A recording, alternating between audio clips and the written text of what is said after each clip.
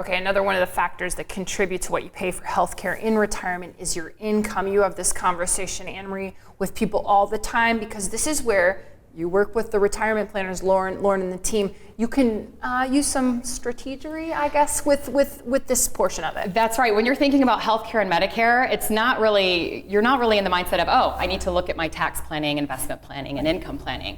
Well, actually, you do. It's a great idea to get that started because once you elect Medicare, they do a 2-year look back on what your income is. And if you were in those higher incoming earning years, well, that's just another form of way that they can tax you once you elect Medicare.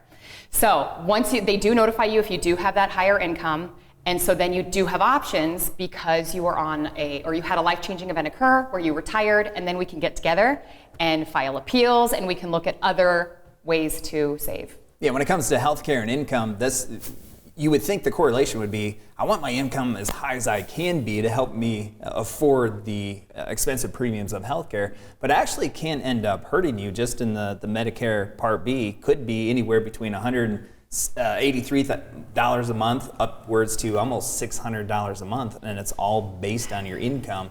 And it's not in that year, it goes 2 years back. That's right. We've had people sit down with us and they knew exactly what they were going to pay for Medicare. $170 a month, we're prepared for that. But then as we talk through what their income has looked like, what their investment strategies have been, they're both going to be owing over $580 a month. And then the question is, well, can we even afford to retire? So then we move on to what their options are when they do get notified of that higher premium. Yeah, that's part of the benefit of doing the planning is to minimize the surprises. Minimize the surprises of you should have done this, looking back 5 years forward, you should have done this. This is the premium you're going to have to pay for this decision that you made. Minimizing the surprises just helps you make better decisions and make those decisions as you're making them with more confidence. I also think it is a great case for talking to a retirement planner 5 to 10 years before you retire, because again, we know a lot of people aren't waiting till 65 to retire. They're retiring at 63.